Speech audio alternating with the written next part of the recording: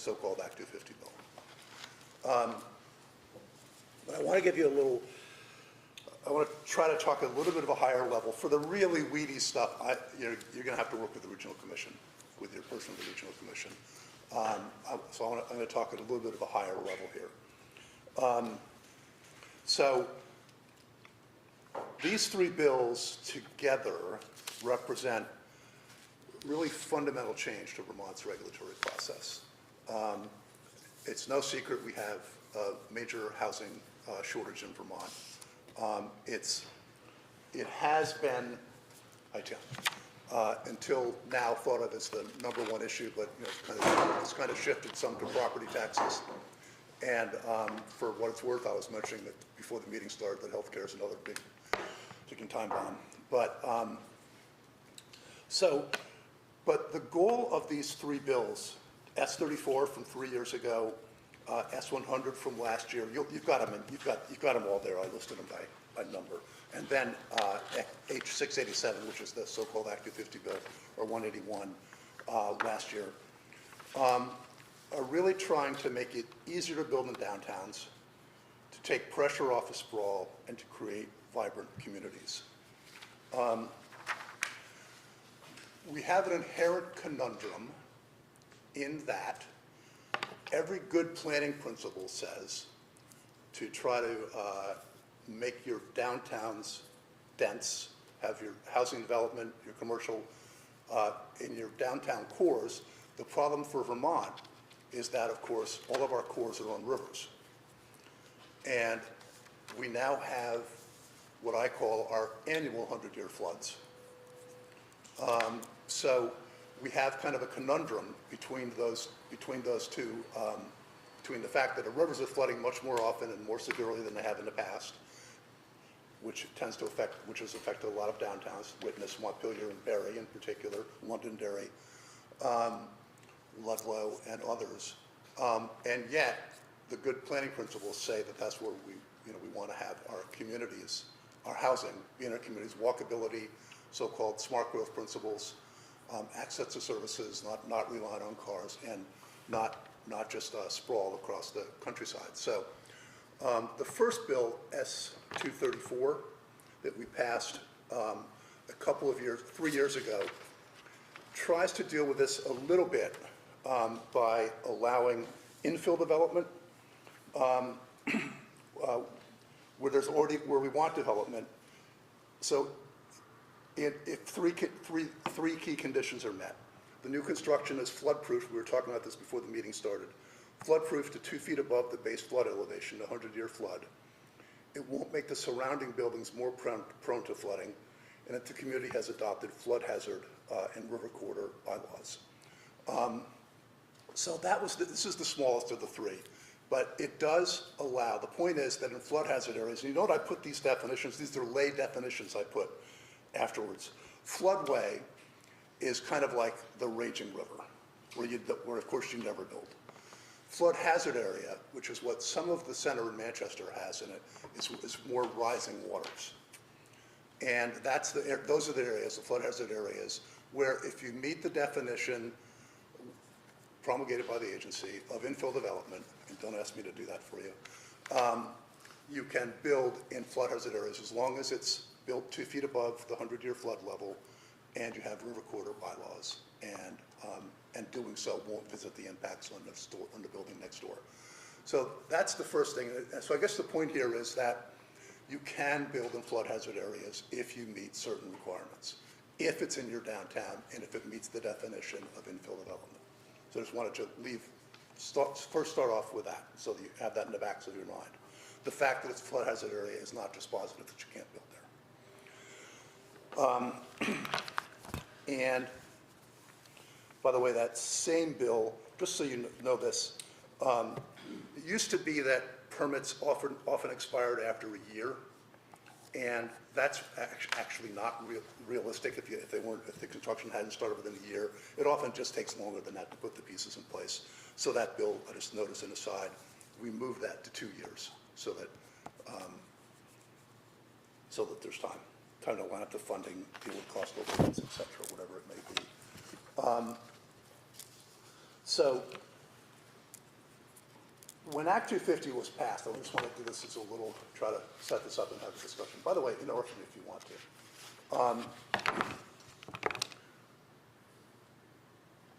When, oh, okay, let me talk about it this way. We have historically, both at the level of Act 250 and with planning and zoning, we have frequently run into the situation where people don't pay attention when the plan and the bylaws are being adopted, promulgated and adopted. The bylaws then say you can do X in a given area. Then somebody comes along and proposes to do X, and the neighbors all come out saying, wait a minute, we don't want X in that area, where the process leading up to it said, yes, you can. And so that's when appeals often happen. And that's frustrating for the applicant who thought that they were following what the bylaw said they could do, or what Act 250, what they thought would be allowed under Act 250. And as I call it, the way I've put it in times is that we have too often used the regulatory process to do after the fact planning. After the application goes in and people come out of the woodwork against it. So now a lot of times, by the way, but I will also say that I'm very loath to not allow appeals because sometimes they're right. So there's a conundrum. So there's something we have to pay attention to both sides of that issue. So what we tried to do in S100, the second bill that I want to talk about, is deal with that a little bit and begin to make things, and this becomes especially true in the next bill, is to try to get more dispositive about what you can do where and what you can't do where.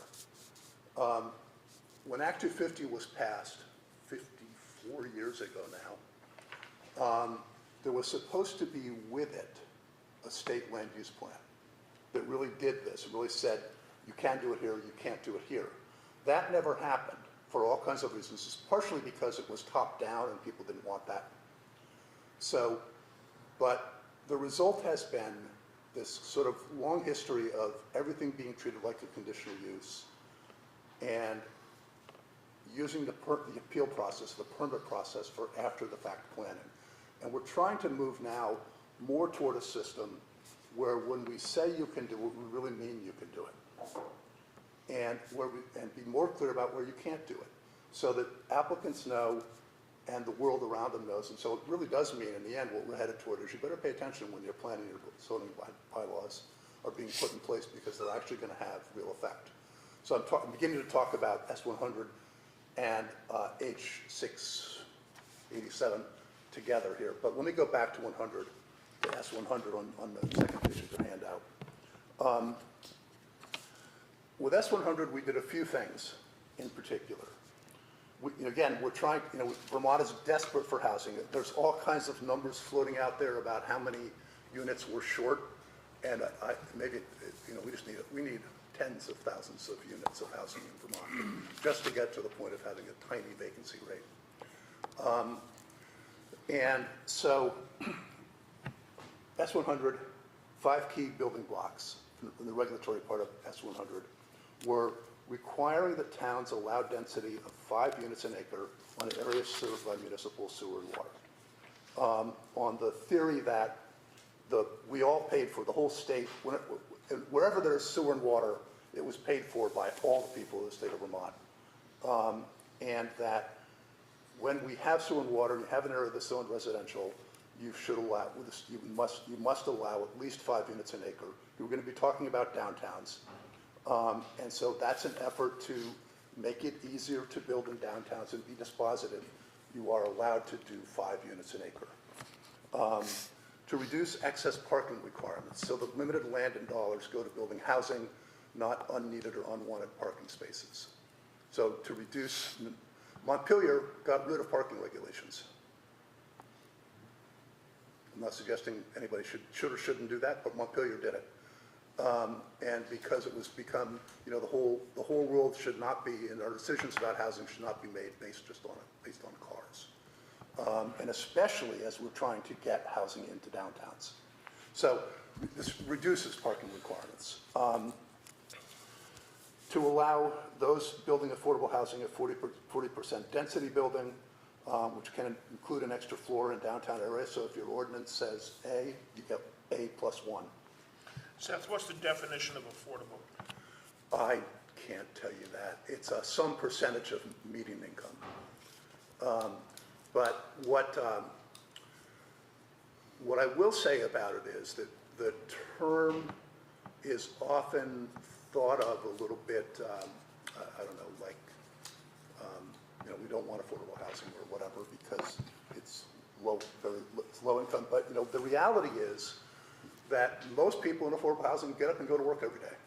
And they're the people who, you know, work at stores, work at, you know, hotels, motels. They're our friends and neighbors.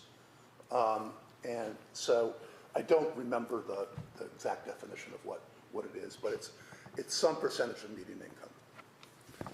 It's 30% or less of median income. So say it again? 30% or less of median income. Okay. Right. A very median, or whatever, yeah. And this, the fourth element of this that's particularly important, and this is one of my favorite elements of anything we've done in the last several years, is that anywhere you can build a single-family home, you can build a duplex. On the theory that it's, you know, it's one foundation, one roof, one access, why not? And duplexes have are a historic way for the middle class to build wealth.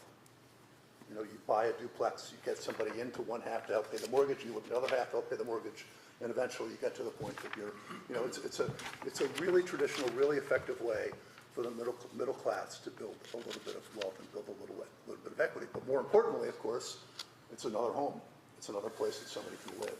And so we made that decision. Anywhere in Vermont, no matter where it is, this isn't just downtowns, this is anywhere. If you can build a single-family home, you can build a duplex. And the fifth bullet is the by right provision, and it's BY, not BUY. The by right provision. And the by right provision is really important. It gets to what I was talking about. What often happens is that when the ordinance says, and this, by the way, relates to planning and zoning, when the ordinance says you can have X number of units on an acre, or, you know, a building with X number of families in it or whatever, what often happens is that the application comes in, goes in front of the zoning board, the neighbors come out saying, we don't want that. And what happens is that, let's say 6 were allowed, often in order to make everybody happy, the zoning board splits the baby, and they get 4, they get 3. And what this says is that if the ordinance says you get 6, and the zoning board can't change it.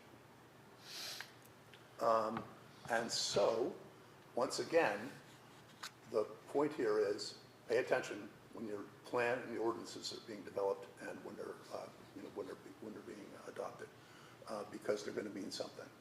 So, again, and that's a way to get more. This is all about making it easier to build housing, and especially duplex anywhere. That provision applies anywhere, but a lot of these provisions are for making it easier to build housing in downtowns. We can't control the cost of materials, we can't control the cost of labor, but we can make it, reduce the regulatory barriers to getting housing built.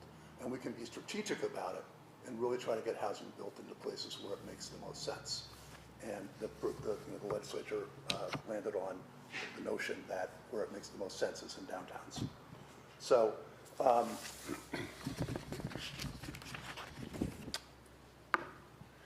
Seth? yes. Just go back to sort of 3 and 4, the 40% density, does that mean 7 units per acre? And how does that interrelate with the duplex? Is a duplex 2 units, or is it counted as 1 unit? Well, Any- let's say any advice on that? whatever number of units you could have built, it doesn't relate to the duplex provision, Okay, but whatever number of units you could have built in a given area, on a given parcel, you get a 40% density bonus if it includes affordable housing. And I think most often that will likely be, if it's newer construction, the ability to go up an extra floor. right, okay. Thank you.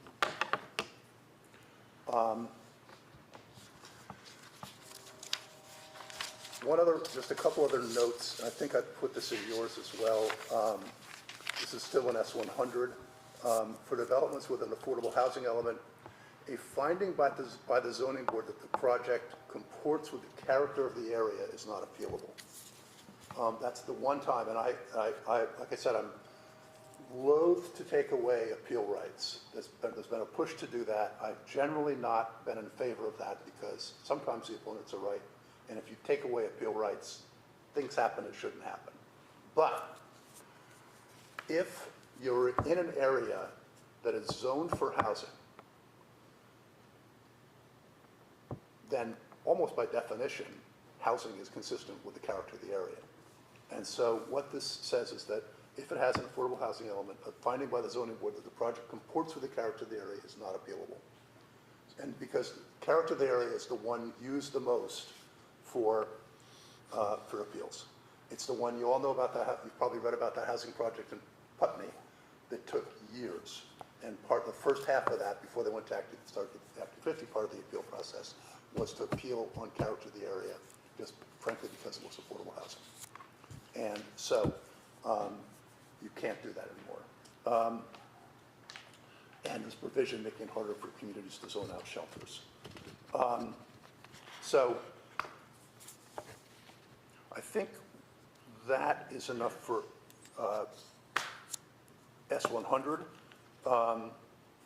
And so then we go to H687, or you may know it as Act 181 that was passed this year. I think this is the one you're particularly interested in.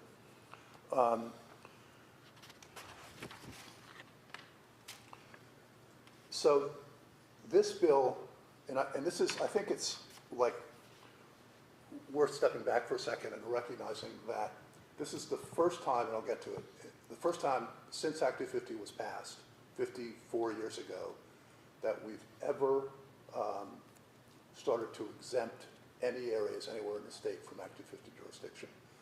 And this bill is a combination of Act 250 and especially the work of the regional planning commissions. And the bill came about from a long process of stakeholder groups getting together and working this out.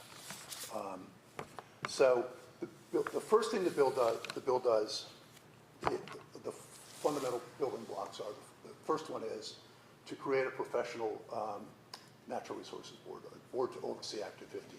Right now, under the current system, there really is no natural resources board. There's a full-time chair, and the lay members, frankly, meet once a month to talk about the budget for half an hour. There's really not effective governance of Act 250. And so this bill sets up a 5-member board. There hasn't been a rule promulgated in 7 years. Act 250 has become a little bit dysfunctional. And we think that the key missing ingredient is a professional board, a full-time professional board focused on making the process work right, working on gaining uniformity down through the system, through the different regions, better training, a lot of rules that need to get promulgated, and to make the wheels turn more efficiently and effectively. And so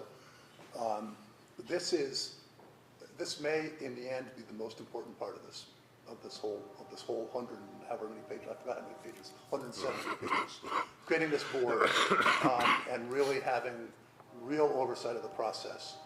And as I have said about this, what I hope we get, I was on a nominating committee, so we sent 12 names to the governor's office. I was one of the 6 on a nominating committee, and we sent some really qualified, really interesting people to the governor's office. 5 of them will become the new board. to take effect in January. But as I've said about it, I want people who wake up in the morning thinking about this and go to bed thinking about it, about how all the pieces fit together between Active 50, regional planning, local planning and zoning, and like I said, they just work to make the wheels turn better. They become a trusted resource for the legislature, for regional planning commissions, even for local planning commissions. They become a resource, and the whole system begins to function the way it hasn't always functioned. So that's a key piece. The other thing that it does, and this is also really significant, is that it moves to so-called location-based jurisdiction, and let me explain what that means. Traditionally, Act 250 has been triggered by the size of the development, regardless of where it is, 10 units or more, 10 acres or 10 acres or less, or those kinds of, the triggers have been size of project. This is moving us toward a system where it's not so much the size of the project that matters, or not only the size of the project, it's more importantly, where is it? If, and I'll use this term gets defined much more in a lot of ways, but I'll just use shorthand. What we're really saying is if it's in a downtown where the decision has been made ahead of time that this is where we want development, it backs off because that decision's been made. What do you need Act 250 for? There's also been, through the years, and I've heard this even locally and from other towns, that there's a little bit of frustration about the Planning Commission doing a really good job doing review in the zoning board, and then getting second-guessed by the Act 250 process. Sometimes it's good that's there, but I understand it. There's a point there. The people who make that complaint have a point. That it's duplicative. And so what this begins to say is, okay, if we have together, towns and regions, made the decision that this is your town center, and where you've made the decision you want growth to happen, and especially housing, we're going to back off. Your plan's been approved, that area has been approved for that. So that location-based jurisdiction in that sense, in that instance, means backing off. You take care of it locally.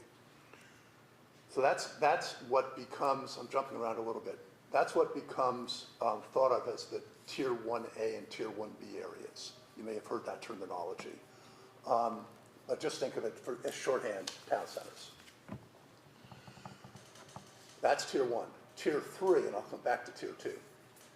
Tier 3 is the flip side of that, saying wetlands, headwaters, river corridors where we need meander zones and we need to stop doing the things that cause flooding in particular. There, we're going to have automatic jurisdiction. Doesn't matter if it's one house or 10. Because if it's in that area that's been designated as Tier 3, then it by definition should be reviewed because you're in an ecologically sensitive area. Okay, so, and I'll go out on a limb here and do real shorthand again. My guess is that, because this is a process for all of this, like a 3-year process to put all these pieces in place. We're probably going to end up with something like 10% of the state in Tier 1A and Tier 1B and 10% in Tier 3. Something like that. It's not, that's probably what we're talking about. That leaves Tier 2, which is everything in the middle. And Tier 2 pretty much leaves things the way they are now in Act 250. So this is your more, not your town centers and not, I guess it's kind of obvious, right? It's not Tier 1 and not Tier 3. And in that area, in large measure, things stay the way they are. The Act 250 jurisdiction gets triggered by the things that it's always gotten triggered by.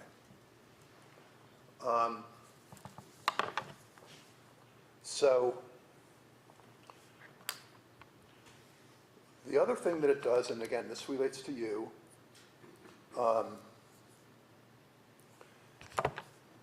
this is the regional planning part of this. I talked a minute ago about the fact that we never passed a state land use plan, partially because it was top down and people didn't want that, and I get it.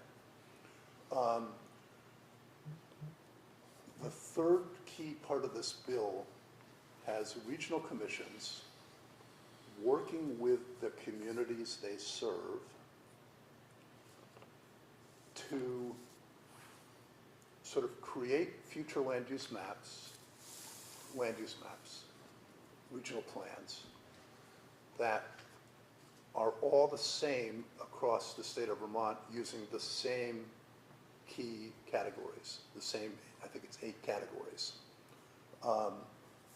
And different levels of, you know, there's the 1A and the 1B that's in the centers. There are hamlets, just little tiny crossroads kind of thing that really don't rise to the level of being a 1A or a 1B.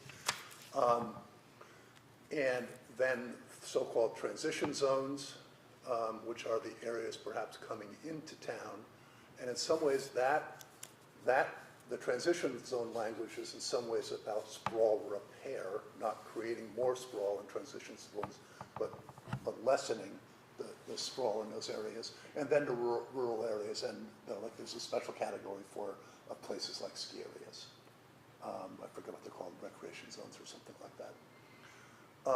And so what this does, going back to that notion of making our decisions up front rather than making them after the fact of the regulatory process, this begins to add clarity across the board, across the region, the original commission's Bennington County, about yes here, no here, or heightened scrutiny here, and even in these other areas being very specific about what's the kinds of things that are allowed and we're trying to encourage. So we're headed more and more toward upfront decision making, which I think is good for everybody, and not using the permit process, the regulatory process after the fact to do after the fact decision making. We're trying to do after the fact planning. So you'll be working with the regional commission over the next 3 years at least. One of the questions for Manchester is going to be, do we want to be 1A, where within the area designated as 1A, Act 250 jurisdiction goes away entirely. There's a set of requirements you have to do in order to get to that, but Manchester's not that far from it, you could do it. Or do you want to be 1B? And by the way, 1B is thought of as for maybe towns without the entire apparatus that a town like Manchester has, but with enough, and I can get into the details if you want me to. And those areas, the 1B areas, let's just say, think of them as slightly smaller towns, you can build to 50 units of housing without going through the Act 250 process. So 1A is within that area it's not the whole town, by the way. It's the 1A areas and the 1B areas within a town. And it's going to be, you're really talking about your more core areas. So what this really does, and by the way, those maps, the regional commission maps, have to then go to this new board for approval. And the board has to find that the maps that meet the areas in question, meet the definitions of the categories that are in the statute, that are in Act 181 for those different areas. And if they do, the plan gets approved. And by the way, I think it's very likely Regional Commission is not going to submit a plan unless they know it's going to get approved. So, but towns and regions work together on that. Bottom up, it's not, the old land use plan that was envisioned 50 years ago was really much more of a top-down. This is a bottom-up with your town towns in your regions working together to decide which areas of which town are going to be, kind of fit into which category. And then that plan goes to the board, the new, it's called the Land Use Review Board instead of the Natural Resources Board, for approval. So that may be enough. Seth, what's the timing on sort of approval?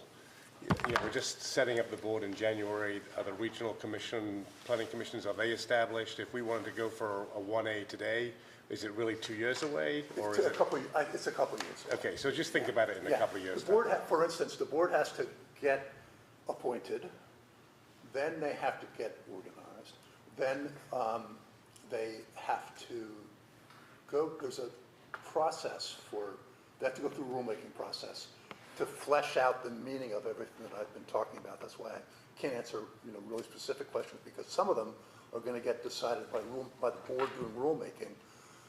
But the rulemaking process, as it relates to, let's say, Tier 3 in particular, is a very robust public process. There's a lot of process involved in that. So it's going to take between 2 and 3 years. Okay, thank you. And the wheels will be turning. But I think towns and regions are used to working together, so we're hoping that's a very smooth collaborative process. And the only thing that we are doing is having it reviewed by the new Land Use Review Board. Great, thank you. Is that for that 2 years out? Is that for this whole Tier 1, Tier 2? Yeah, whatever? yeah. But It's going to take if a while. If it's for a housing project, which the state is looking to do, Okay. is there anything that can be fast-tracked? Yes, Something like that? yes. I left out a whole piece of this. I'm glad you asked that question. I've been talking about the ultimate process. There are interim exemptions. And this gets really weedy. I don't know how, you're probably on overload already. The weedy, okay, the weedy part of this, as it relates to exemptions, is that the old downtown program and village center program, Manchester chose the village route as opposed to the more strenuous downtown. Those were really designed as for giving grants and technical assistance and actually historic preservation grants for historic facades. They were designed for something entirely different than the regulatory process, but they've been used as a stand-in for these temporary exemptions. And so, if you are the area that is within your village, and I think including the quarter mile around it, at this point, if you're a village, if it's a village designation, you can build up to 50 units of housing without going through Act 250, and that adheres today. Because those are the interim exemptions. So they're a little bit weird because they're using something that really doesn't make total sense because they weren't designed for that purpose. But the process I've been talking about is the 2 and 3 years out process where we're really trying to get to. But you asked a really good question. I'm glad you did. And if there is an area in town that happens to be outside of this quarter-mile radius, that falls back into, we'd have to go through the whole process, which is about 2 years out, to try to exempt that area of town Yeah, I think from that. Yeah, I think you're not going to change in the interim probably. So you're really focused with working. Even if the town approved, say they approved a site as an in-town, they had water and sewer there, and it just didn't happen to be at the map at the point in time when they designed the map. But it's something we want on the map.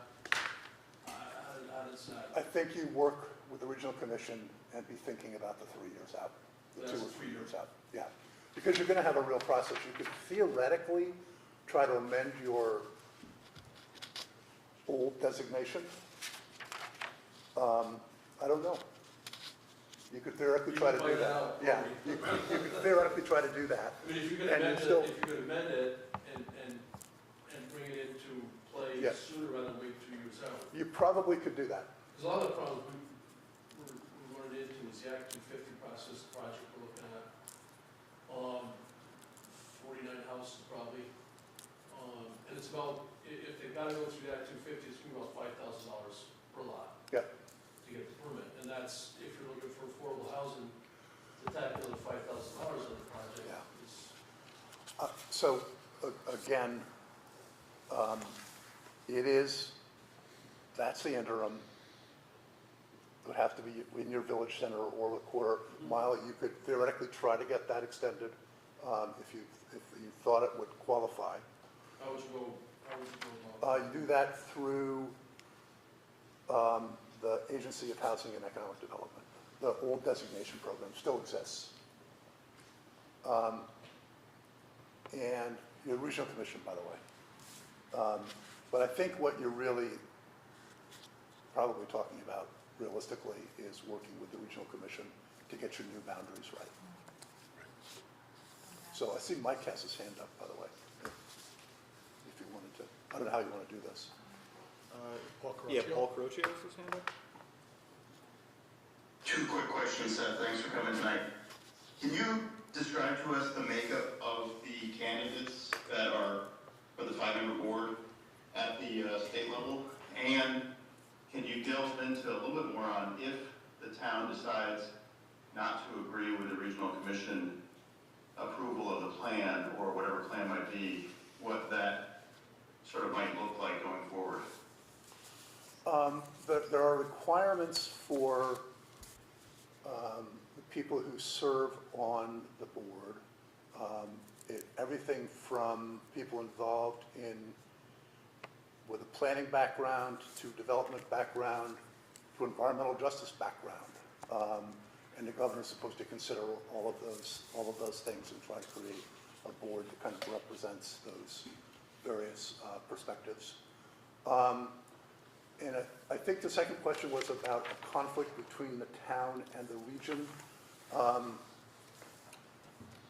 I think the regions are going to tend to defer to the towns in the areas, but they have to meet, they still have, in order for, let's just say, you wanted X area, one area, part of an area to be 1A, and the regional commission thought, well, that's a little larger than meets the, they're going to tend to defer to the towns, I think, but the regional plan, if the regional plan just sort of made everything bigger than, more than it should be or didn't meet the requirements, it would get rejected theoretically by the Natural Resources Board when it looks at the regional plan. So there's a little bit of guidance from the top, which actually gives the regional commission a little bit of authority to say, well, you know, if we do this, we're probably not going to get the plan approved. But there's also the hope and the thinking behind all of this is it's the regions and the towns working together, and the towns most likely, to the extent they meet the requirements of the statute, and there's a lot of things that have to be met, the towns will be the guide, will guide what happens in their towns.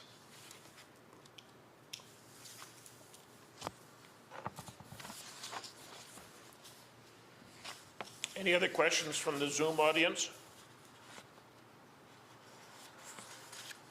Any other questions here? I got a question, Seth. It says here, Section 20 amends Act 250 criterion by adding a subsection C to protect forest blocks and habitat connectors with an undue adverse impact standard. That doesn't make sense to me. The undue adverse impact has been in Act 250 for the last 54 years. Right. So there's one of the things that the bill, the bill does add some environmental protections, probably in tier 2. Yes. And what it says is that if a project triggers Act 250, this is not a jurisdictional trigger. If it triggers Act 250, you have all the criteria. This Okay. adds another one. So only if it triggers it, Yes. then it will Yes. be under Act 250? Yes. Oh, but otherwise, it's under the regional commission. It's Otherwise, tier 1 or maybe tier 3, it's the regional commission, but well, tier 2 definitely would not be, well, not the regional commission, it's the Act 250 process. okay. This has to do with whether there is or isn't Act 250 jurisdiction. So in tier 2, in large measure, jurisdiction gets triggered just the way it does now. Nothing changes in tier. That's what I meant. But you have pointed out something that's worth noting, that the legislation adds a new criterion under 8, I believe 8C. It makes a new 8C that says if Act 250 is triggered in tier 2, then you also look at this. You also look at whether it's having a negative impact on connecting habitat, which is actually crucial. And I forgot what else it is. A couple of,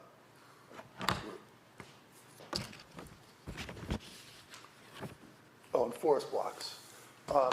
We saw, when we were putting this legislation together, we saw photos of roads going straight up the mountainside. We didn't see one or two, we saw a lot of photos going straight up the mountainside for 2,500 feet or whatever, for a house on top. And what that does is divide habitat, it divides forest blocks. We are losing in Vermont, we are losing, this is the Forest Service definition, Forest Service statistic. We're losing 15,000, and I'll put it this way, 15,000 football fields, because it's about an acre, 15,000 acres of forest land to development every year in Vermont. And a lot of it's very haphazard. What we're trying to do is say, rather than do that, let's really look at, to the extent we're going to develop there, trying to cluster and trying to do it in a way that isn't as destructive. And of course, that road is also then where all the water runs straight down, Flooding issue. washes out, floods. I mean, the most important thing we can do for housing, or maybe one of the most important things we can do for housing, is not making it worse. Stop doing the things that are causing the flooding. And it's a hell of a lot less expensive to have a house not wash down the river than it is to have to then clean it up and build a new one. So part of this is about that as well. And forests and forest blocks are key flood attenuators. So.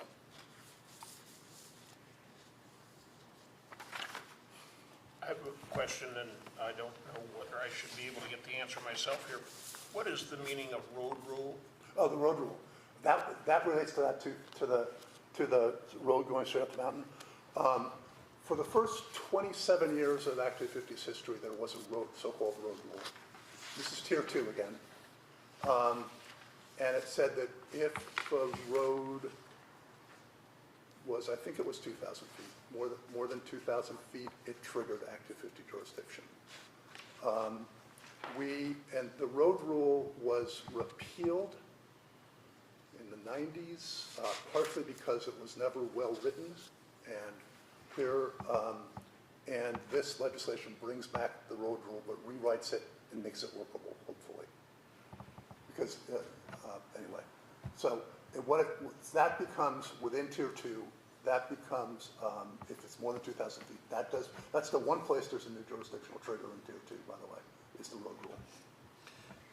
So to encapsulate this, we're 2 years away from having this implemented. Would that be correct to say? The process will, is in a way starting now with regional commissions working with their communities, now meaning soon. But you can't get too far until the new board adopts rules. So to go back to your, I guess your answer is probably, yeah, 2 or 3 years out, but with a So lot of work in between. to take it another step further, there was a person here this evening trying to get some guidance on a related issue, and it seems to me that, and I don't mean to be negative at all, but we've taken a fairly difficult process and maybe make it harder to understand for the layman coming in wanting to do something. Is there a place or a way that that person gets reasonable help explaining the process? Well, I hope that what you said isn't true, because in part, this was really to make it work better. This was recognizing it's not working. This is trying to make the wheels turn better and really trying to make decisions up front, which then makes it easier for applicants because they actually know where and under what circumstances. So hopefully it is new, and because the rules haven't been written and because it's a new process, it is confusing. I do understand that, but hopefully it won't be. We're trying to get to not confusing, right? And again, knowing upfront what you can and can't do.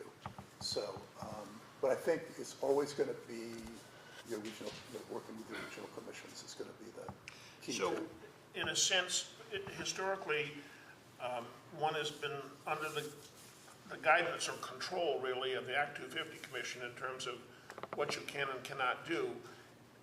To a degree, are we now, is the town now under control, not under control, I shouldn't say, but is driven by what the local county commission says? No, I think it's really going to be communities making decisions.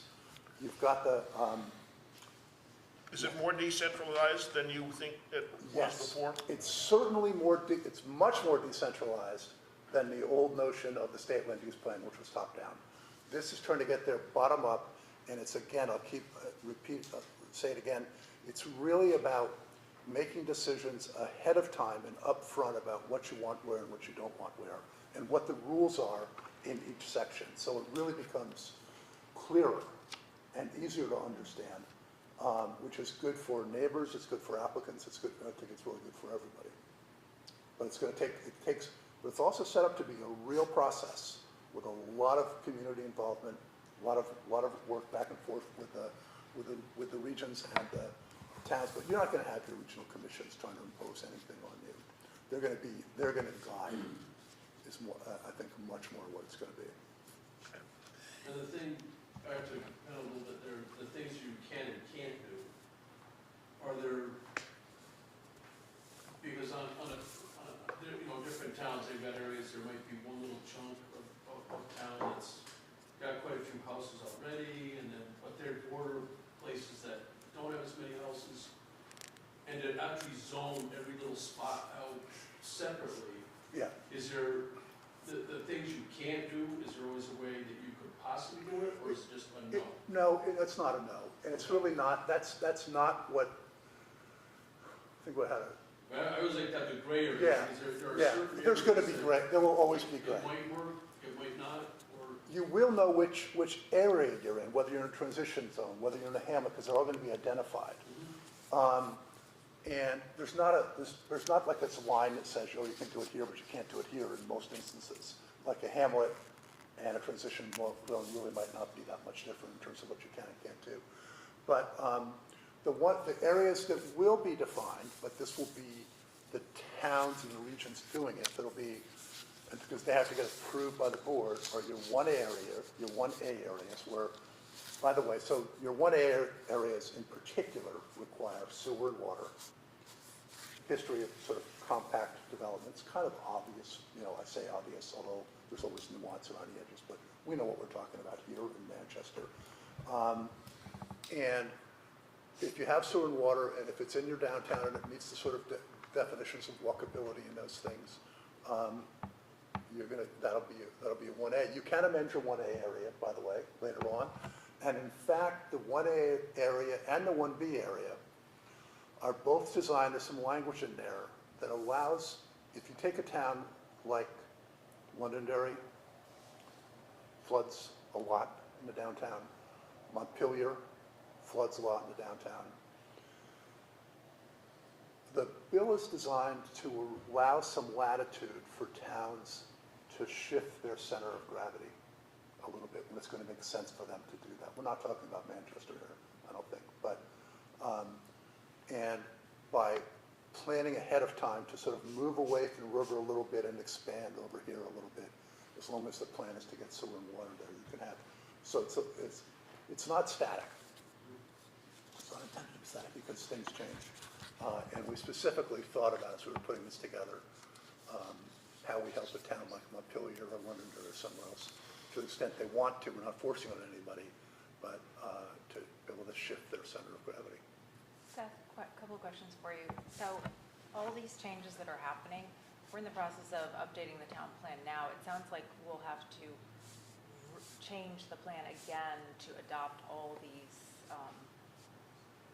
measures that are happening Yeah, going you will. forward. Yeah, you We'll will. have to re-update the plan. You'll have to update the plan in a few years.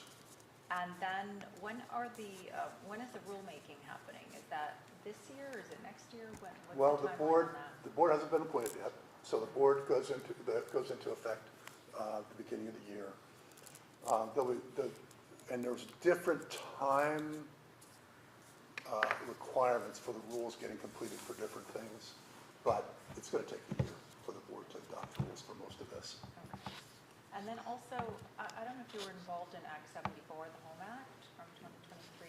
Could you speak a little bit about that? And That's then- S-100. That's the 100? Yeah, that's S-100. Ah, okay. I drafted that bill. You were, okay, thank Yeah. you. That's helpful. So to take that question a little further, we're in the process of redoing our town plan right now. It seems that these are all concepts to be gelled and finalized by the new board. So as an overview, is it correct to say that we really won't be addressing these issues right now, but dealing with them as amendments or changes a year from now, 2 years from now? Yeah, 2 or 3 years from now. Yeah, Okay. yeah. They're not ready yet because the rules haven't been promulgated. And there's a lot of definition to be given first. So you can understand that it's coming and be thinking about it, but you can't do it yet. It'll be, yeah. Is there anybody on the Zoom stuff that wants to speak to Seth? Anybody from this audience? Jonathan's got his hand up. Jonathan? Right, just really quick to clarify on that last point. The requirements for a town plan to bring it into accordance to the standards of the Home Act, those are things which have been settled, correct? Yes, And those are things which need to be in our town plan. Those are what we're waiting on for the rules to be decided on. That's the rest of the so-called Act 250 laws yeah, that will take 2 years to be gelled. yeah, I'm glad you brought that up, Jonathan. You're right. I was thinking, as I was talking about the 2 and 3 years, I was thinking about Act 181, the Act 250 bill. The Home Act, S-100, those requirements are there now. They don't require rulemaking by the new board. So those were the 5 elements that I talked about earlier. Those do have to be in now. Actually, so the intent to, you were talking about Airport Road, I believe. So Oh, if you the were talking town, about Airport so Road. if the town extends sewer to Airport Road, does that then allow that area to fall within S-100 for 5 units an acre? So I'm sorry yes. Let me So think about if that. the town extends sewer down Richville, And you allow residential development, and then theoretically that, based on the way that's written, this is written, allows for 5 units an acre in that particular area, because then it is then served by town sewer. yeah. Yeah. Right. And Plus that's density bonus, a right? minimum, by Correct. the way. If it's affordable housing density bonus too. What's the maximum? Correct. There's, So we can do, you can do what you want above 5. So Right. the 5's a minimum. Right. And you can do duplex, so. But that still doesn't preclude you from Act 250 at this point in time, No. No. unless you did what you Well, then I'm confused. I'm Yeah, the confused that airport if road- S100 says that you have the public, if water and sewer has been extended, It's a it density. requires that the town allows a density of 5 units Yes. an acre. Yes. But it still could Trigger Act 250. trigger Trigger Act Act 250? Yes, because the 5 units an acre relates to planning and zoning, not Act 250. The town has to have that. Act 250, to me, at this point, I understand it's decades worth of law, but that,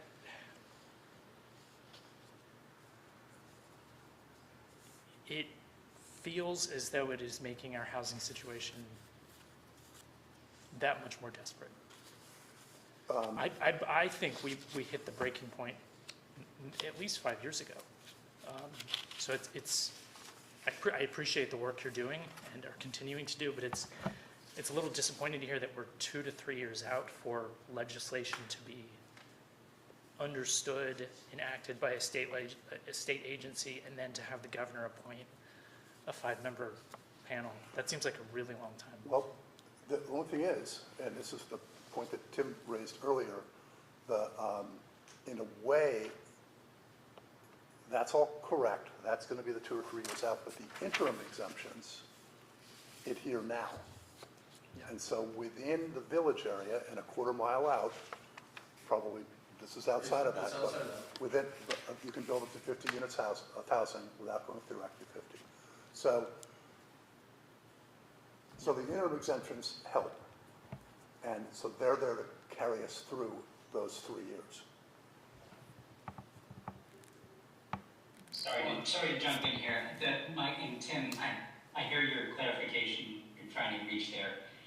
I think the understanding based on the maps that I've understood is that it's a quarter mile from where the water and sewer is accessible, which puts this particular parcel outside that area.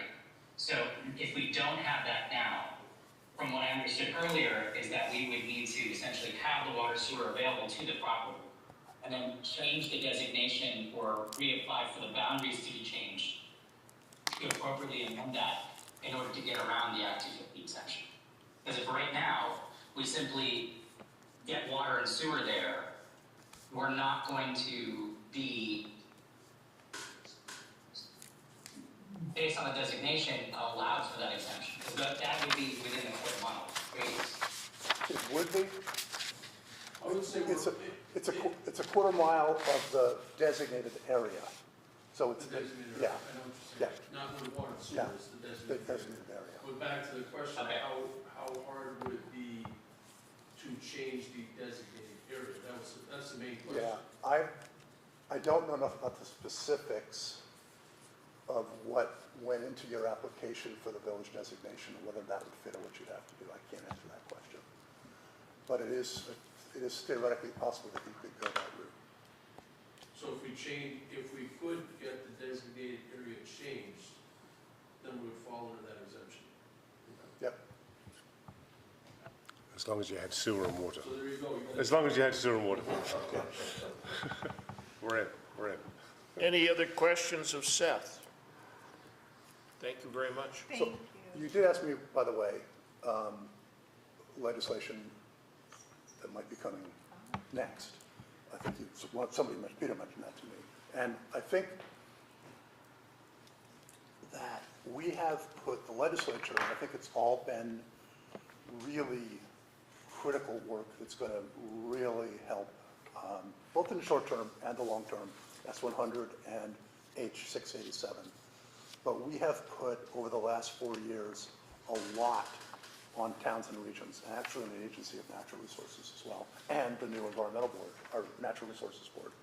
So we've put a lot on, especially towns and regions, in the last 4 years. And we've done, as I have said, we've probably done, in many ways, 20 years' worth of work in the last 4 years, given the pace that things normally happen. So I think for the next couple of years, the legislature needs to not put more on towns and regions. and give time for this process to go through. The regions are overwhelmed. You know, the locals, have people like you and Peter and everybody have a lot going on to catch up with where we are, and the agency has a lot to do. So I think that the next couple of years, in my view, we should focus on guiding and helping with implementation of everything that's been passed the last 4 years. The legislature has a tendency to pass laws and then kind of move on to the next thing. And I think what we need to do is really pay attention to the implementation of what we've passed over the last 4 years and help with that. Like me being here tonight, hopefully that's helpful. And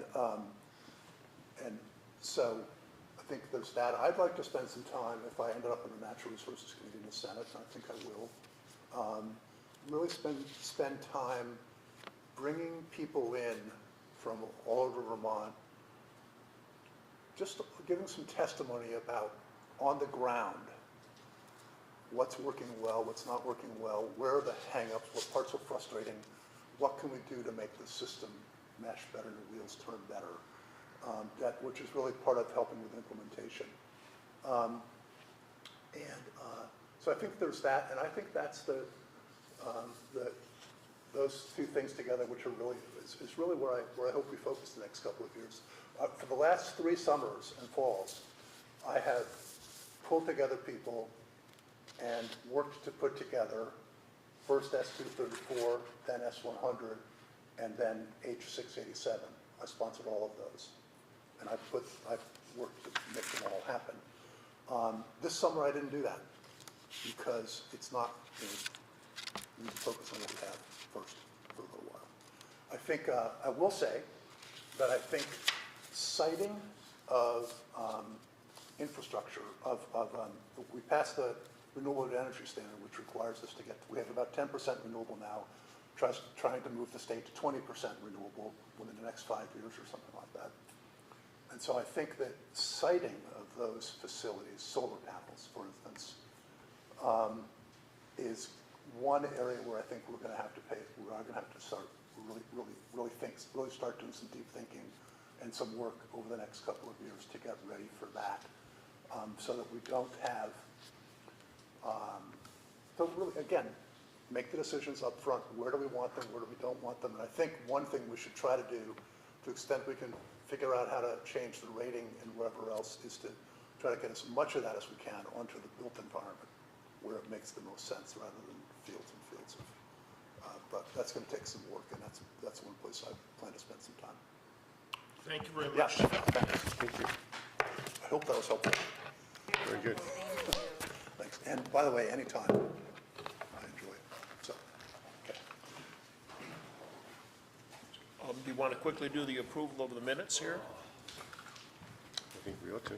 We saw them in form about 2 weeks ago, right? Yep.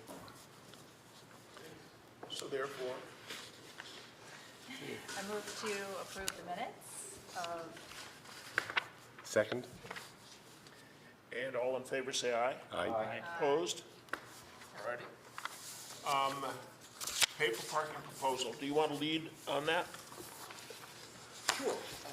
Yeah, the paper parking proposal, I don't have it in front of me, but I memorized it, so. Brought up several meetings ago, it was to change the town core designation of what's allowable for paper parking to exclusively the downtown zoning district. It currently comprises mixed-use 1, downtown, and town center. So that would be reduced to exclusively downtown. Any comments from the audience or the Zoom on this? Can you just define, it's from the roundabout to School Street? It is Yes. what the downtown zoning Yeah, district is just making currently. sure. Yes. Correct? I can get a map for you. No, that is I correct. just wanted confirmation, that's all. Yep. I thought that's what it was. So are we in agreement that we want to send this to the select board? I would. Yes. Ready? Do we need a vote on that? I would approve language before, and then you would have to hold a public hearing as well. Okay, so we're now approving language, Yes. right? Do we need a vote on Okay. that? I mean, I don't support the language. I don't even know who wrote the language. Peter did. it's the definition. Are you familiar with what we're, I am, I just don't support the idea of moving the payment in lieu of parking to a much denser section of town. I mean, help me here, because I'd like to understand everyone's thinking. Because if we move that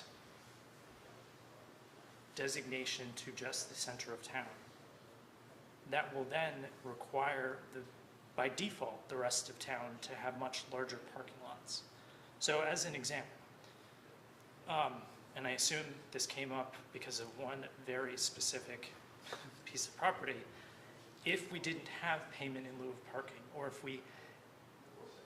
if we continue to have the same number of parking spaces required per parcel, whatever that number is, the land that's currently being developed at that roundabout would not just sit empty, but sit delinquent.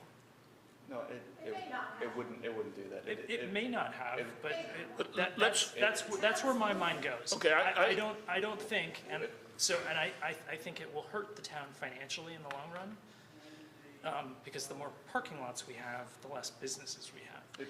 And if we were truly pro-business, and we wanted to welcome more businesses into town, we would be giving them the opportunity to build what they think fits on the lots within our town. okay, let's look at it at an interim basis. What about the concept that this is an interim step of improvement, but it's not where we want to be? And just a second, I contend that maybe we want to be where we don't have parking requirements.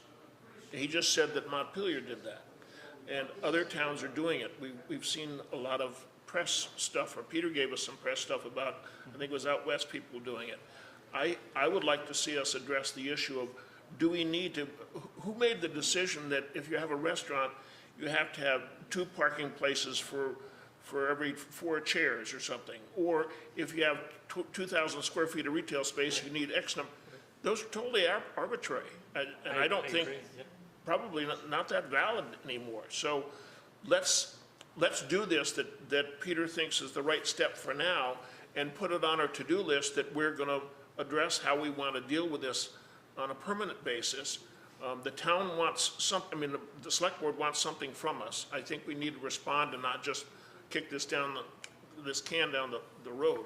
But I think we should, If you want to wait 30 seconds, I'm sure Peter will be back, and I'm sure he can give you a better explanation. Well, I would also like to say that if we're gonna just do the downtown, any money that is taken from a business in lieu of parking, that money would be used by the town to develop spaces, public parking spaces, in and around that zone, because there's really no place within the downtown to develop parking spaces. But, you do know that that's what happened well, that's what we're, in previous examples, What's what i.e. we're hoping would happen. the Factory Point Bank building, that's what happened. right, but I think we're taking in more money than for spaces than we are building. I think We're not spending the money. we're not spending the money Building car park. equally, is what I'm saying. Just on the opposite, the amount of money spent on that municipal parking lot behind Walgreens was certainly an awful lot more than It was, what came in because of the Factory Point building. Bill, I think, put in some extra money, didn't he? I wouldn't know about that. I'm pretty sure he did, but, I think he just gave the land. pardon me? I think he gave the land. It's his contribution. I didn't know he owned that land behind Walgreens. No. Bill did? Really? No. I don't think so.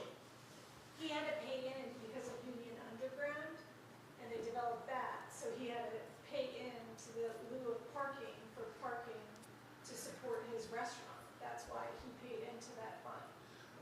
But I don't think he owned the land, No, Carl. he doesn't, the town. The town owned the land, right. But can we move ahead on this and then put that issue that you're talking about on a to-do list? I mean, we certainly can, and I'm all for incremental work. I mean, I don't think that something has to be solved in one full swoop. I just don't see the value in reducing the But area. aren't what we're because doing here, then- we're taking this ability to play this game, I call it, and we're restricting it to a smaller parcel than the big parcel. That's a step in the right direction, in my opinion. I feel like that's a step backwards. I'll use this property on the roundabout as an example. If they were required to follow what our standards are currently, they would not be able to have built what they're building today. That would likely continue to be a delinquent property, not providing any tax revenue to the town. And instead, it's a brand-new business. And regardless of where you stand on the issue, it is providing housing as well. So, I mean, anyways, that's my thinking, is that, yes, I would like us to move in the direction of removing parking mandates altogether. Right. That should be that's my long-term vision for the town of Manchester. But by reducing this zone just to the core, right, because that's what we're talking about, No, it's the town core is those 3 zoning districts. It would be from what is currently the town core to the downtown zone. so we're reducing that area in which someone can come to the DRB Yes, and ask for a variance, Yes. a waiver, yes, payment in lieu of parking. yes. And I want to stress again, the design review board, as I understand it, and help me here, does not have to approve it. They may accept.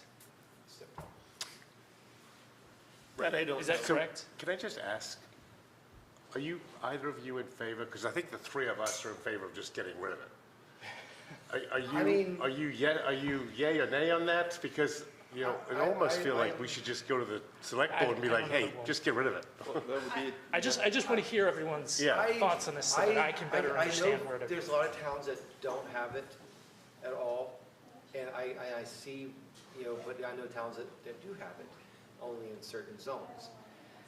And I feel like if we were to try to get rid of it completely, the entire thing would fail before the select board, because I feel like it's too much of a jump for them.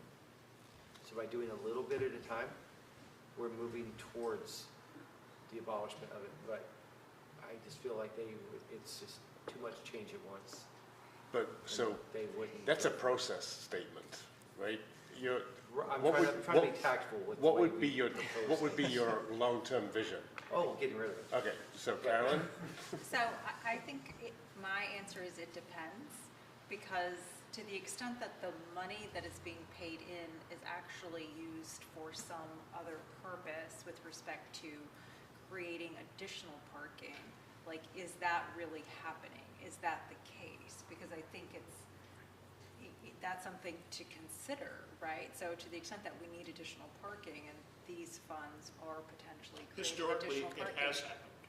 So I think I'm sort of like in between, where I do agree that we don't want to make it burdensome on new businesses. Obviously, we want to stimulate economic activity as much as possible, but also we want to think structurally, you know, to the extent that we do need parking, is this a mechanism by which we are also, so I'm Yeah, it's in just between. There's a trade-off. You don't want to burden the business, but the businesses that are opening in the downtown core are going to be the ones with the most visibility, the most foot traffic, the most, you know, people seeing that business. That business already has a leg up because of that.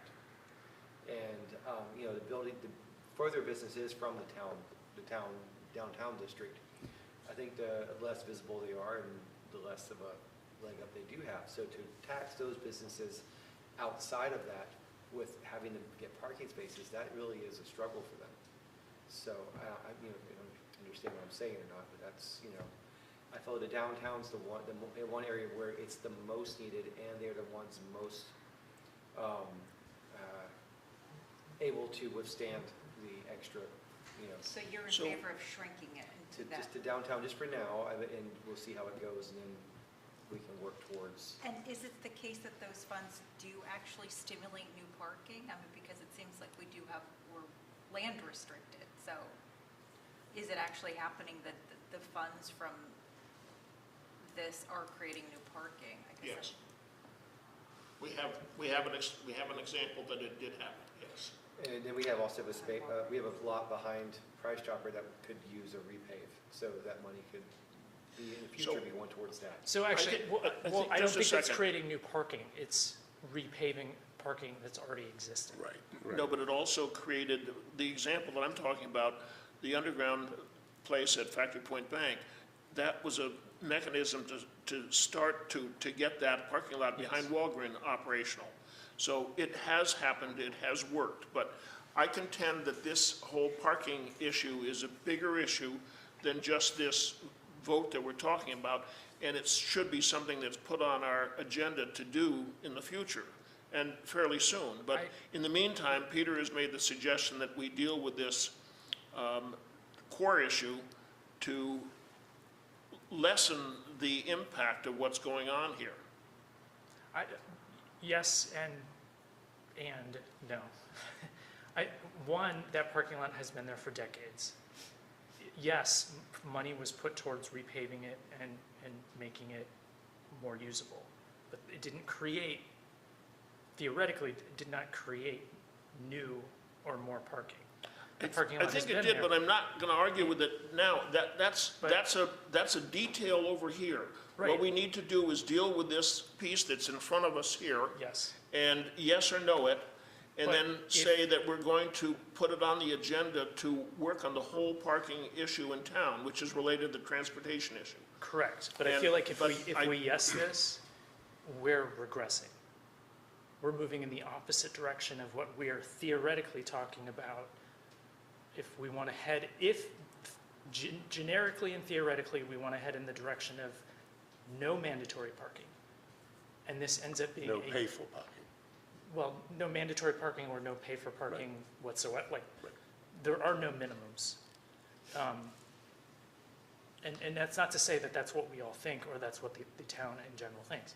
But if that is generally speaking the direction we're going, and this ends up being a yes vote, aren't we going in the opposite direction of that ultimate goal?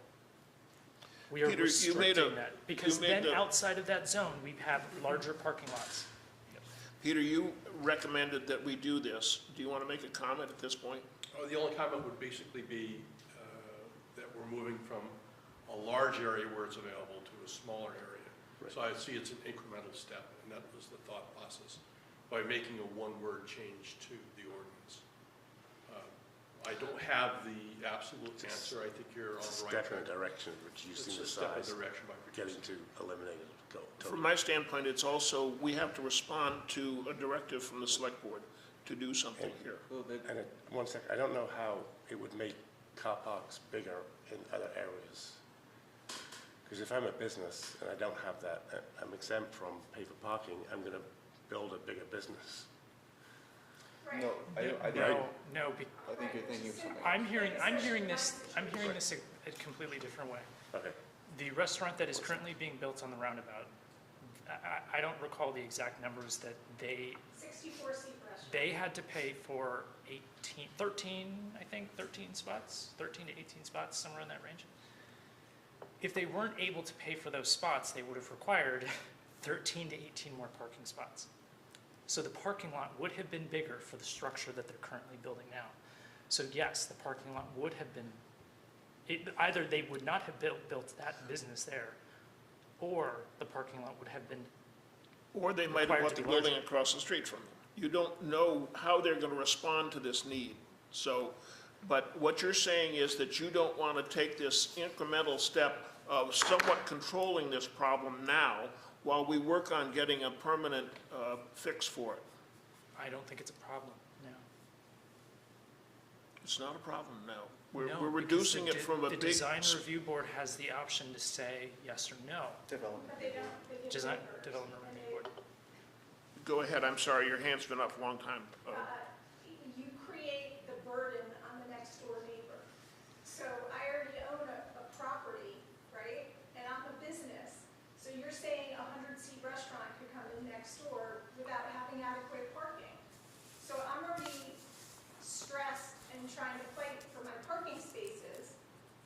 And you're gonna create. Yes, I am saying that. A nightmare, more of a nightmare on top of what I'm already dealing with by allowing anyone zoning just to change like that. The zoning hasn't changed. We do have a hand up. Wait, Yeah, we have Michael North has his hand up. Michael? Michael? Yeah, I kind of hesitate to even add this, but I think, Wilbur, you were at the select board meeting when this was discussed, if I'm not wrong. And the chairman at that point expressed his concern about the order in which things are considered, in that, in the case of the Christos building we're talking about, it only came to them at the end of the process, after it was already decided to try to set a dollar figure, and that his concern was that it wasn't being used appropriately in that case. And I suggested that,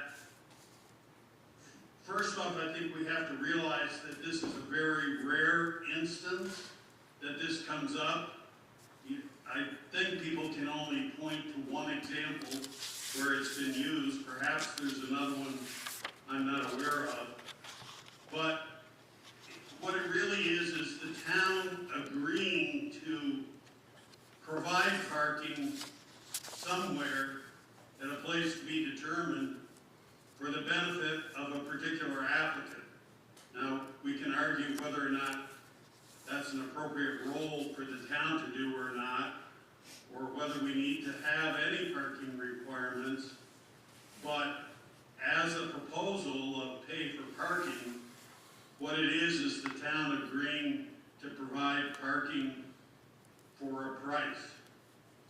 And it seems that that is something that the select board, who acts on behalf of the town, should be making an initial determination on before it goes to the Development Review Board to be considered. So I think the chairman's concern about the order of review here is not addressed by this amendment at all. And while this will reduce the number of possible places where it can be approved, all the problems that led to this consideration now still remain. It's just less likely that they'll be encountered. A lot less likely. I understand the concerns here about this issue, and I think it's a fairly large issue, and I don't think that we're prepared right now to get into it with all the necessary information and facts given to us. And I think it's going to take up a good deal of talk, and we're going to have to get some input from DRB and from the select board. So if you don't want to address this issue of this one change for the time being, and you want to put this on the schedule, that's an option also. Is this part of the parking study that's being done? The parking study is not being done. Okay? Feelings? Comments What is the cost? of Do the we know? parking study?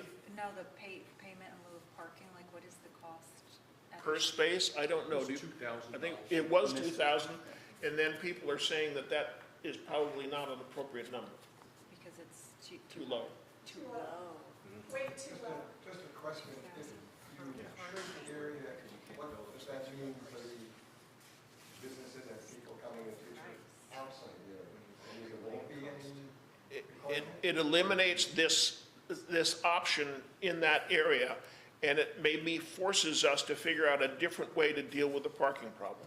So they wouldn't be able to build, they didn't have enough spaces. Couldn't They buy wouldn't, it. Correct. Couldn't buy yes. it. You Right. can have like shared parking arrangement with your neighbor. Like, Okay, there we are- have a, There are things that go into it, so it's not gonna affect that many people. Victoria, quickly, because we're not going to stay on this. This weekend, I had a choice to either park legally or illegally, right? And part of this is to get used to maybe walking a few extra feet. Okay, thank you. I'm going to move on here. We're going to put this pay for parking proposal on a future agenda. I don't know whether it'll be next time or probably after the holidays, but we don't seem to have any conclusion to whether we want to accept Peter's work. Go ahead, spit it out. Do you feel that way? I mean, I plan on voting no, but I don't know that We could vote on it. you can still vote Sure, do you on want to it. vote on it? Yeah, I'll vote on it. Okay. Do you want to make a motion? I motion that we move the pay for parking proposal onto the select board. The proposal that Peter has come up with? Peter's, yes, correct. Okay. Is there a second? I would second that So motion. the next move is to do a public hearing on the wording. All righty. All in favor of Leon's motion, say aye. Aye. Aye. Aye. That carries. So, Nays? Thomas, you're going to be forced to put all sorts of information together to address the parking issue, okay? That Can we seems move on? unfair. We've got a time issue here because we've got some interesting things to talk about. So any other issues here? Carl and Tim are here to talk about energy. Give me a heads up. Is there from here or there? You're supposed to stand there because that's where the microphone is. Most of you know me, I'm Carl Buckholt, the chair of the Energy Committee, and Tim is vice chair. We have been looking at the town's energy plan since last spring, looking at it line by line, paragraph by paragraph, to see what makes sense and what doesn't make sense, given what we know about science, given the climate, et cetera. So we had a Zoom call today with Callie Fishburne from the BCRC. She's going to be putting together a revised town plan to give to you, Planning Commission. And they're going to, No, she's not going to be putting together a revised town plan. She's going to address the four issues in here that we talked about. But ironically, I learned, and everybody else did tonight, that they're not going to be part of our upcoming town plan because they won't, they're much further out. my Is that, understanding. did I catch that wrong? No, you got it, you got it. Yeah, yes, no, hold on a second. Sorry, this is Jonathan. You did get that wrong over. The changes which are required, the Home Act requirements, will be part of, that is part of the spec that the BCRC is doing to bring the current plan into compliance. That's the whole point, not only of the expiration, but these have to be in the next plan. But Jonathan, Beyond that, the zoning, which, if you want to be a 1A or a 1B, those are changes which come beyond that. Has nothing to do with the Home Act. so They're two separate things. wouldn't it be more accurate to say that the new town plan will have to incorporate regulations and changes of the Home Act? Because we don't have them yet. They haven't been put into place by the new governing board. This is a No, concept. No. No, that's not No? accurate. The Home Act is complete law, and it has been enacted, and those changes and requirements need to be in this town plan. Okay, so what Callie's doing, is that just the Home Act she's working on? Because I had the impression she was working on much more than that. No, she's bringing the current town plan to full compliance with all the requirements of the Home Act. And I think there was a discussion of what those requirements actually are going to look like, and I think she said that she was going to have the first draft of those available in the month of January.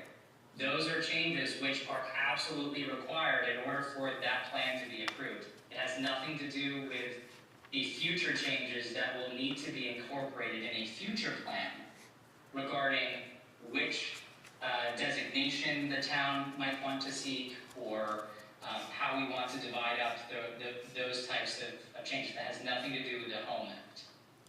So February 3rd is also when that draft will be. Yeah, I didn't think it was January, it's February. Sorry. But still, yeah, they're two different things. All right? So Carl, Right now, If I could, part of the revisions will include updated language to the Act 174 energy plan because a new section is required, equity, addressing equity in a just transition. I forget the exact requirements, but the energy plan will be updated with new sections. but So right in that now, context. right now, we have two separate documents. There's a town plan, and there's a standalone energy plan. Callie said today was that she's going to integrate them. And there's one section of the town plan that deals with energy that's going to be eliminated and replaced by the full energy plan that we have now, we meaning the town. So Tim and I, Jim Hand, and a few others on the committee have been, again, working, looking at the energy plan. We're unhappy with some of the things and want to make some changes. Everybody seems to be, you, the select board, Callie, we can't make any major changes, but we're going to propose some changes. And we're going to do a lot of legwork and type up the changes, show them to Callie, she'll edit them and put in what she wants and bring it to you. I just wanted to give you folks a heads up. From our perspective as an energy committee, if we don't make some changes now, it seems like there won't be any opportunity for another 8 years to make these changes. No. We can amend the town plan anytime we want. So if we, Callie and us, came up with a town plan that is intact in February and can get given to the select board and go through the calendar process, necessary calendar process, that's all fine and good, and we can have a new town plan. It can be a totally different, not totally different, it can be amended in July to pick up things that you're going to say, this has to be improved. Okay. right. I think whatever changes we can get into the next iteration, I think would be valuable. Definitely. Do I think the next iteration is 8 years away? Absolutely not. I think this is going to be an ongoing process. If not annually. I think this. Just our punishing yourself, right? I just love the punishment, right? But our world and our environment is changing so rapidly, and there's things I think at the state level, at the regional level, socioeconomic, demographics, that this is going to require more than a once every 8 years review. So I think that whatever we don't get in May, I think we're going to be on the next iteration. Well, certainly, as Seth made clear today, we'll have to incorporate the Act 181 changes, which are the Act 250 bill. Those will be coming in about 2 years, so then those will have to be added. So that will be another opportunity also to update the town plan. But I think I certainly, I won't speak for everybody, would love the opportunity to talk about what Callie and yourselves are thinking about in terms of changes and how we can incorporate that. I'm not sure if there's any process, issues about taking it out of the town plan and replacing it with an energy plan. Does the section in the town plan just say, see energy plan? Or do we want some sort of executive summary or synopsis in the town plan as well? So I think there's some things to talk about there as well. Well, I think their proposal was to insert the standalone energy plan into the town plan now. That's what Callie said, yeah. Right. Okay, I apologize, I didn't hear it that way, but I think somehow we've got to figure out how to do that. It's going to make the town plan longer because our energy plan is already, over 30 pages. Right, I think that's a potential issue, so, part of our. Well, no, it's a town plan that was adopted at 30-something. Yeah, no, I got it. It's just- We're trying to make the town plan sort of more consumable. Yeah. It's gonna be larger. And, yeah, when I hear 30 pages, I'm like, oh my gosh. Alrighty, you done, Carl? I'm done. Anything else? Anybody else had here? Thank you. What's the topic? At the open public input meeting, you asked for copies of what I read, so I provided copies, I brought them. So, Wait. We're not gonna go over it no, tonight, I'm okay? not, I'm handing them out physically Thank to you. you. Thank you very much, Victoria. And I think I left on the Thank you. copier, a synopsis on results-based accountability, but I did bring, and you can all fight over the one copy, on using logic models which incorporate data. Can you give it to Elias and he can distribute it to us, please? Alrighty. Yes, Karen, Where did I leave off? With Wilbur? You did well, Bob. go ahead. No, she's just Myself, giving I'm not a myself. handout. comparing, go for it. There's DNA website, Yeah, I saw that. yeah, that you can go on. You have to register for it and pay money, though. Yeah, but it would be worthwhile, it would be a starting point for you. And then For you what, go for by what, I didn't understand it. What did you say? Airbnb DNA, so you look at Airbnbs, you look at VRBO, you look at all of those. Statistical data on, That's great, thank you, Karen. For the area. yeah. Well, there's some people go through, they advertise themselves, they aren't on there. Right, So there's- it would just be a starting Yeah. point that would Okay, show you a bunch of homes. thank you very much. That data is regularly updated to the housingdata.org website on a monthly basis. So it is updated and available for free use on there as well. Alrighty, Sorry, where is that? can I, Housingdata.org. Thank you. can I have the floor for a second? We're gonna go into executive session to address a contract situation. And so we need to turn off the Zoom, we need to turn off GNet. Want me to shut the door? Thanks a lot. Yes.